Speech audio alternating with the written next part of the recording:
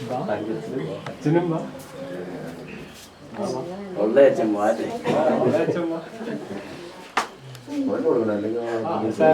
അങ്ങനെയൊന്നും നോട്ടമൊന്നുമില്ല.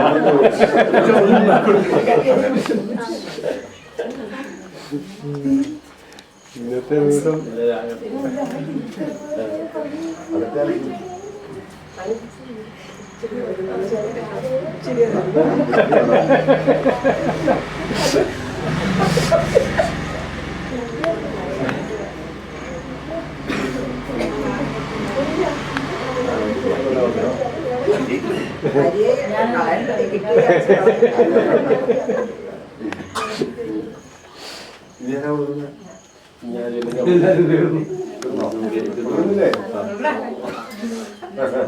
പ്രാർത്ഥന ബാക്കിയുടെ ഉണ്ട്. പ്രാർത്ഥനയുടെ നിങ്ങളിൽ നിന്ന് മധുരപോയിട്ട് സ്വീകരിച്ച എന്റെ വിവാഹ ജീവിതം ധന്യമായി തീരുവാൻ എനിക്ക് വേണ്ടി പ്രാർത്ഥിക്കുകയും നമുക്കെല്ലാവർക്കും സന്തോഷത്തിലും പ്രതീക്ഷയുടെ കർത്താവേ ഞങ്ങളുടെ പ്രാർത്ഥന കേൾക്കണമേ എന്ന് അപേക്ഷിക്കാം.